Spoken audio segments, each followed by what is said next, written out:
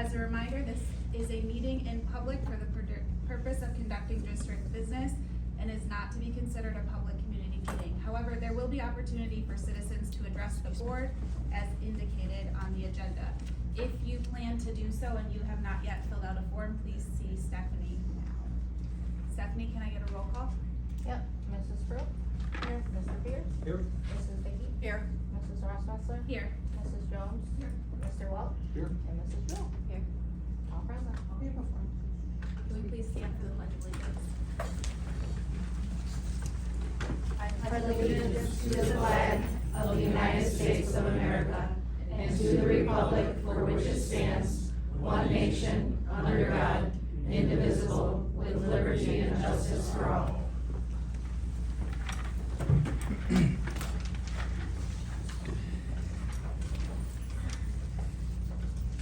All right, moving on to item 5, citizens' request to address the board.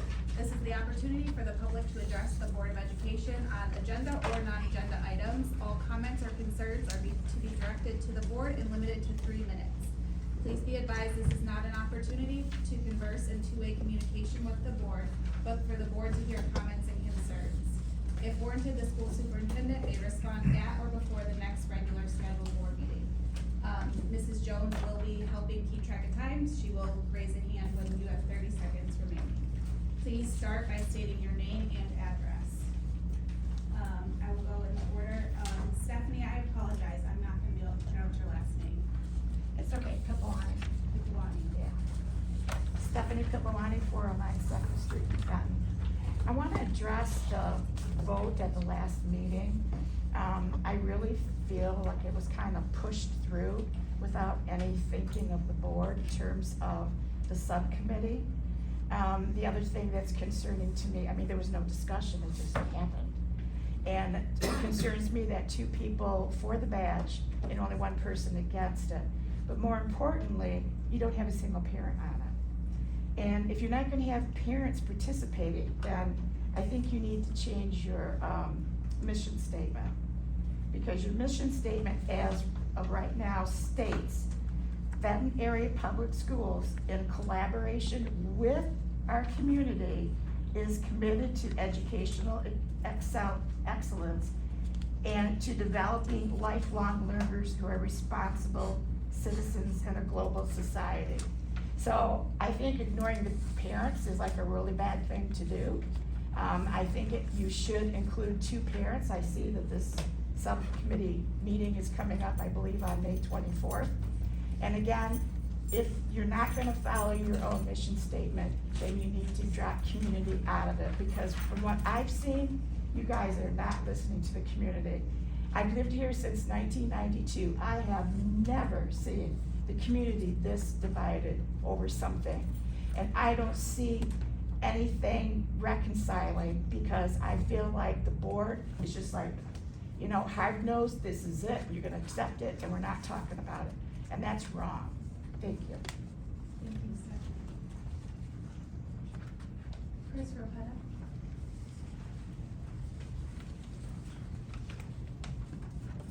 Hi, Chris Ropetta from Fuller Drive. Jeremiah was a prophet of God in the Bible, and he shared a prophecy with Israel about the time when Jesus was coming. And God said, I will put my law within them and write it on their hearts. And I will not be their God, I will be their God, and they shall be my people. They shall teach no more every man and his neighbor and every man and his brother, saying, know the Lord, because it's written on our hearts.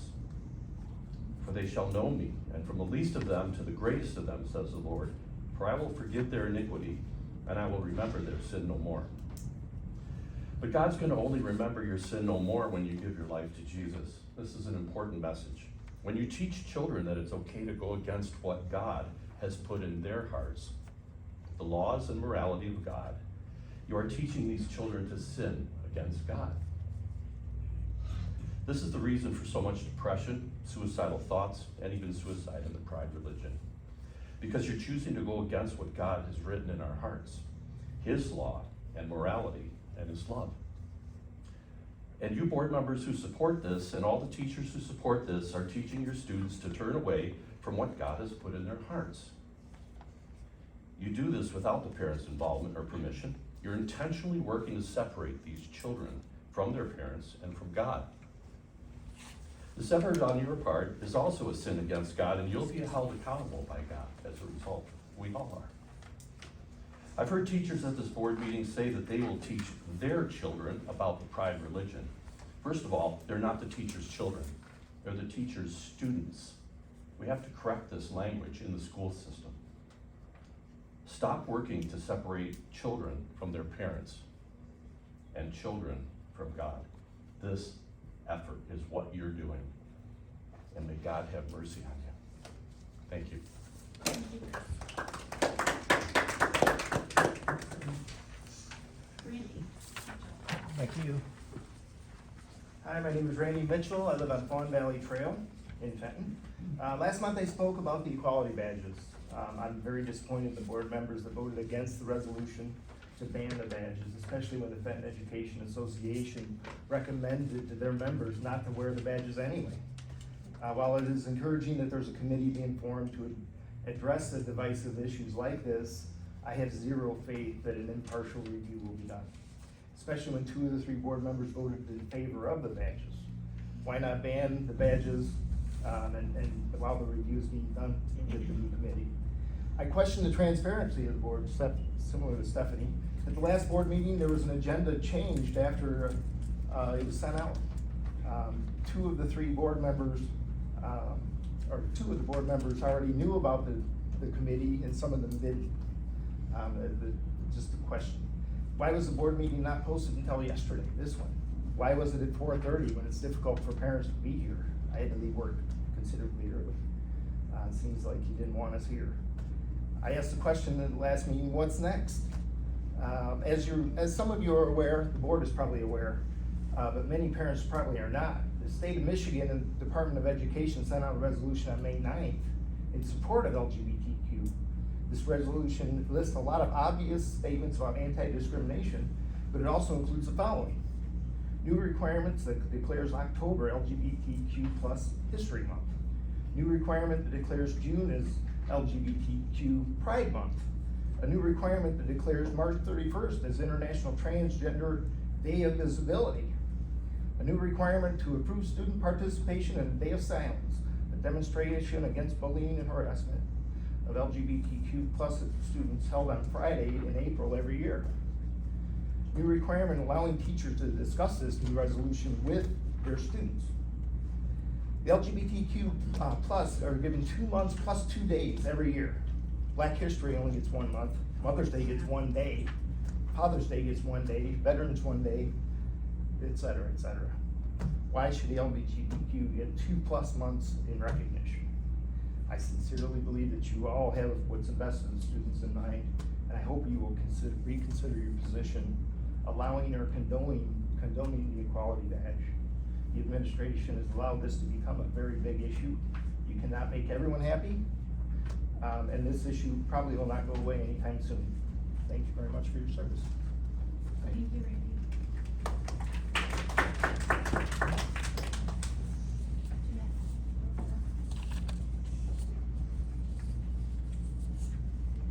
Hello, my name is Jannette and I live in Fenton. I'd like to talk about transparency, or I should say the lack of transparency.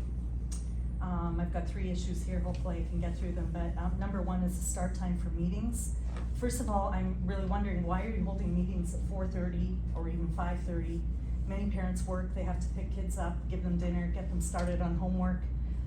You know it's possible for the majority of parents to get here at the times that you choose. Again, you guys do work for us, so I'd like to request that a board member at some point make a motion that going forward, all public board meetings be scheduled to start at 7 p.m. Transparency issue number 2 that I have, it appears that the board in general does not want us to be here.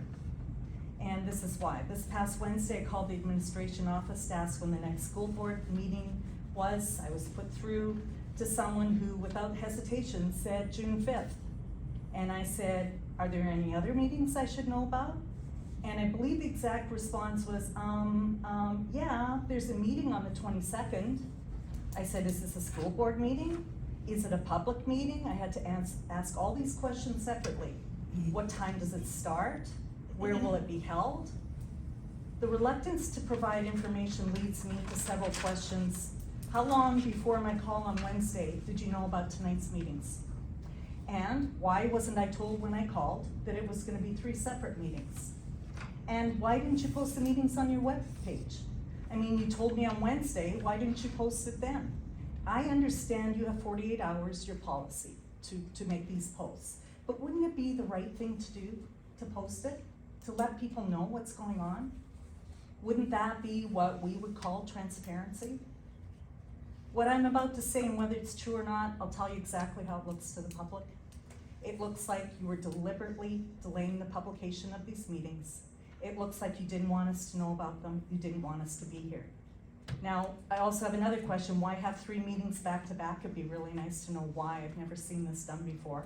But I do predict we'll hear similar words tonight. We can't take any more public comments because our next meeting needs to start on time.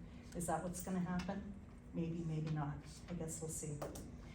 Transparency issue number 3 has to do with the header at the top of all of your agendas, where you claim the reason you don't videotape meetings is because you don't have closed captioning capabilities.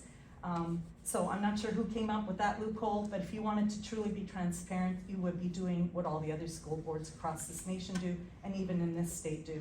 They videotape, they publish it to YouTube, and guess what? YouTube puts in closed captioning for you.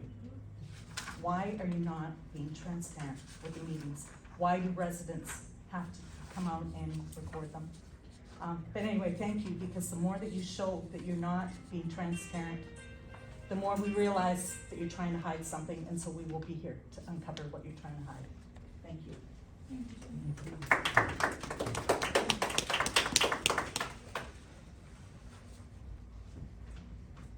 Administrative reports.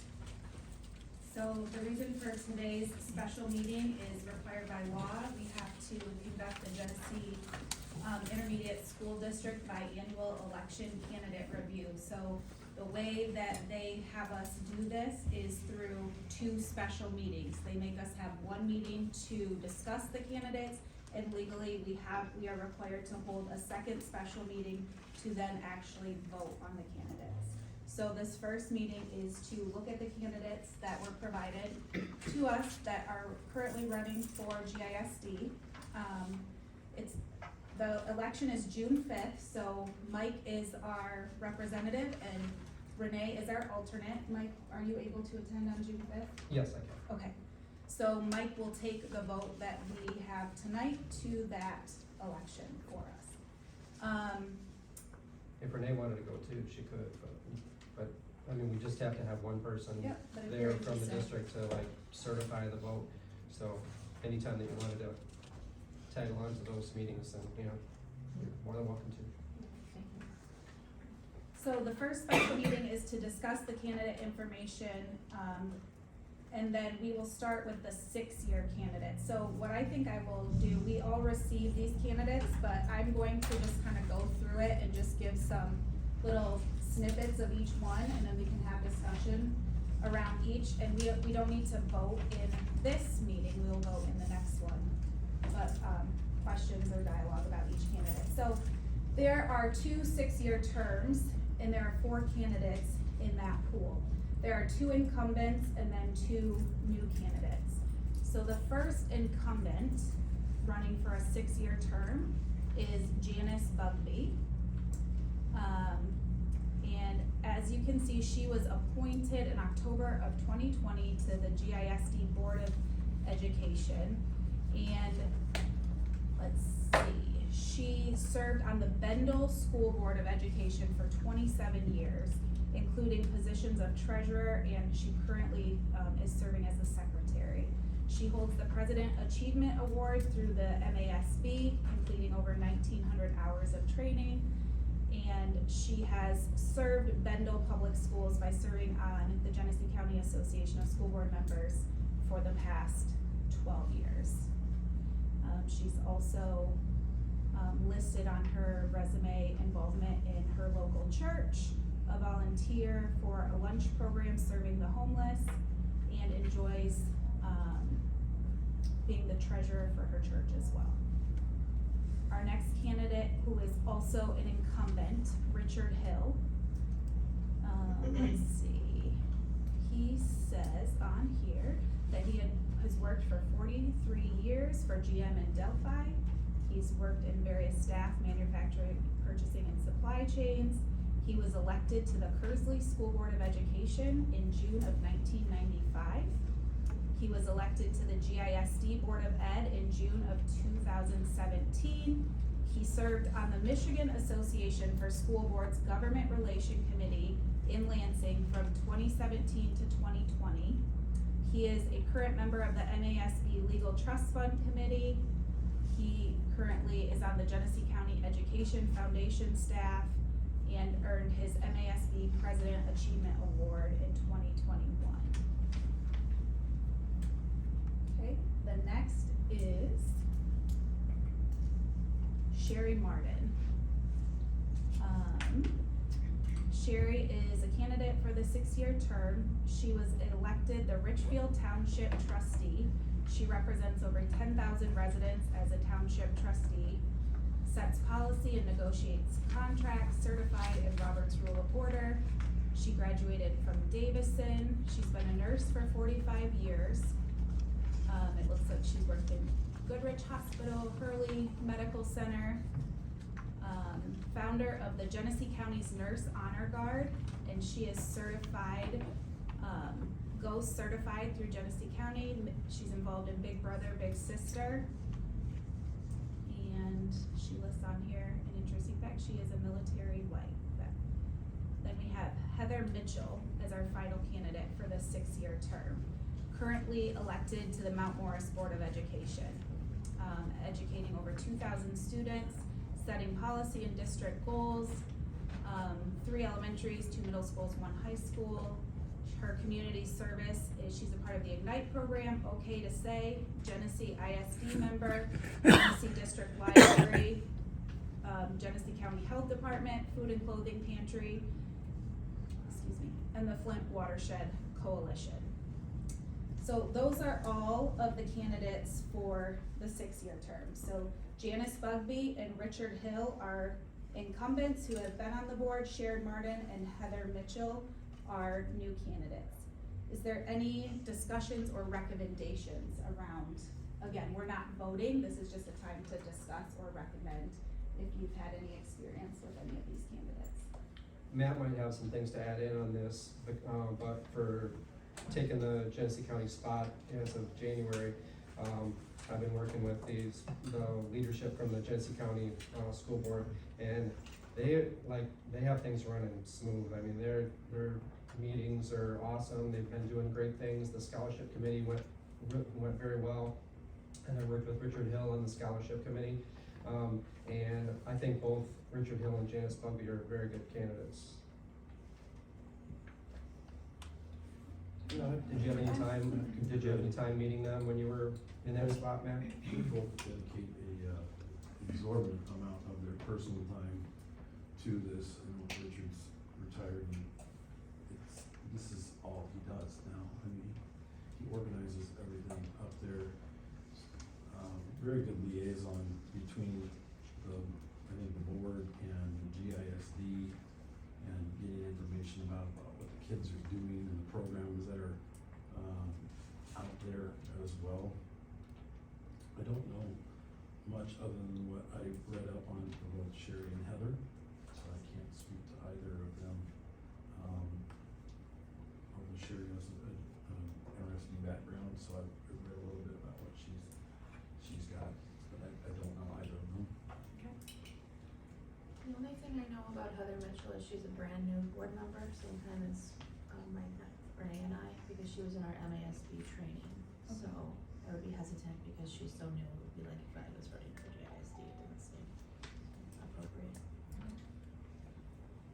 Kim or Dana, in your experience being on the board longer than anyone, I have not had any personal experience with either one of those candidates, but given their experience and their long-standing service to different school boards and to the GISD, I could support the incumbents. I agree. do All right, so, any other discussion about those, four for the 6-year term? If not, we'll just kind of go over the, next category. So we have, one seat for a 4-year partial term.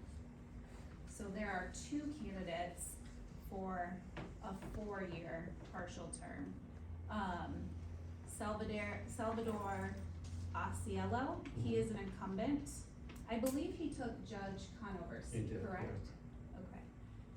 When Judge Conover passed, he Mhm. was appointed to fill that role. Alright,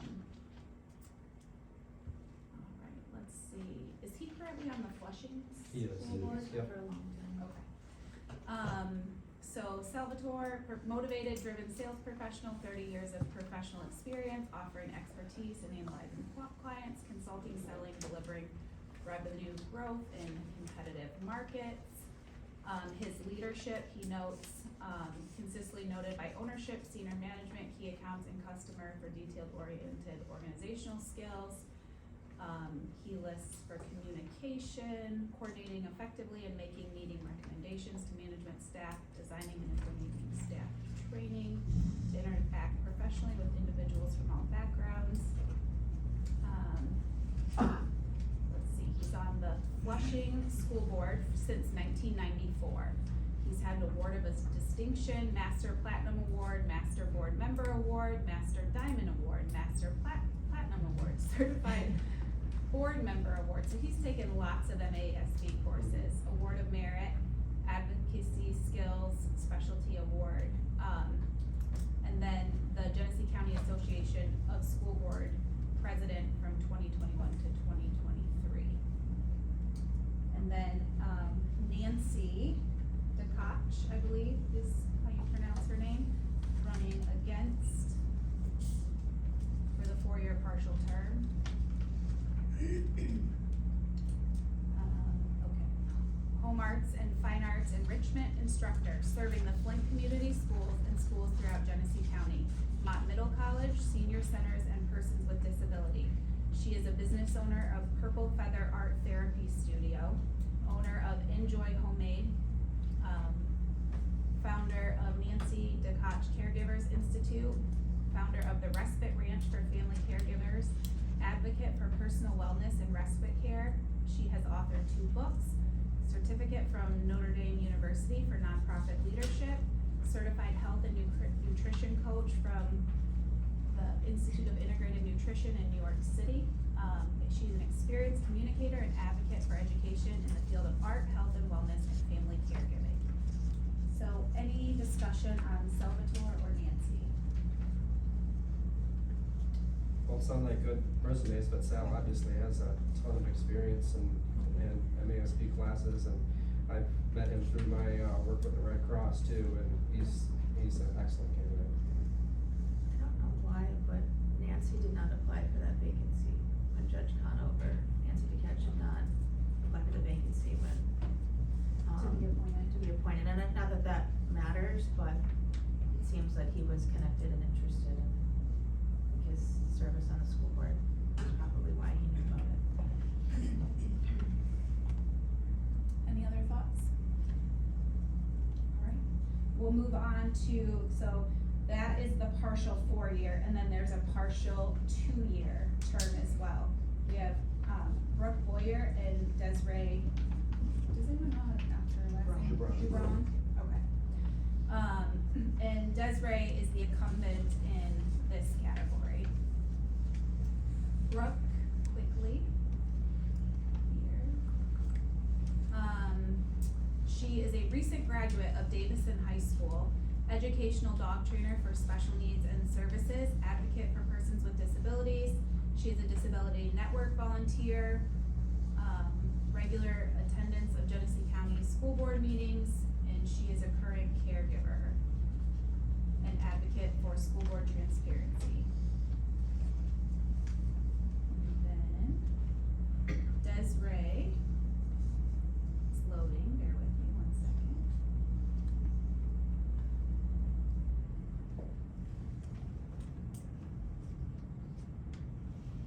So Desiree is a project manager for commercial construction. She does bookkeeping and basic accounting, and she has been a human resource director as well. General contract licensing for the state of Michigan and the state of South Carolina. She is OSHA certified, MASB certified level 2. She is a current Genesee Intermediate School District Board District trustee, and she is a current member of the Kersley Football Boosters, and she was a Kersley Community School Board of Education from 2015 to 2021 and held offices as president, vice president, and trustee. Any thoughts on Brooke or Desiree?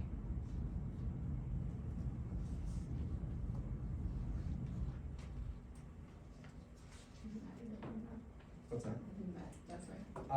I have met Desiree, a couple times. I haven't had a whole lot of contact or communication with her, but I have met her. But just from the resumes, I mean, the recent grad versus the person that's got a lot of experience, I mean, it's kinda hard to go against that. Yeah. Okay. So to sum it up, I've heard recommendations, and if you have anything to add, but what I've heard is recommendations for the 2 incumbents for the 6-year term, which would be Janice Bugby, Richard Hill. A recommendation for Salvatore Osceola for the partial 4-year term, and a recommendation for Desiree Joubran for the partial 2-year term. Any other discussion before we adjourn this special meeting?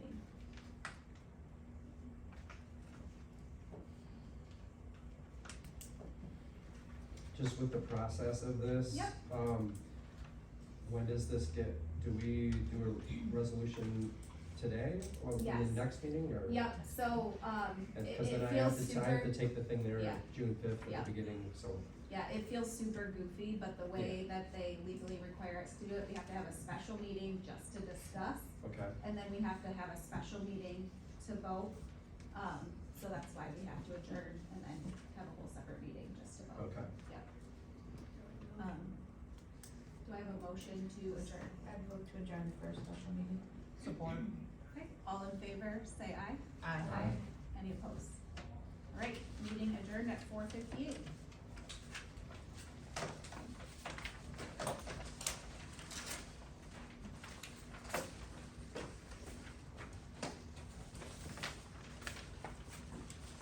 All right, if anyone needs to use the restroom quickly, I have 2 minutes before I call the next meeting to order.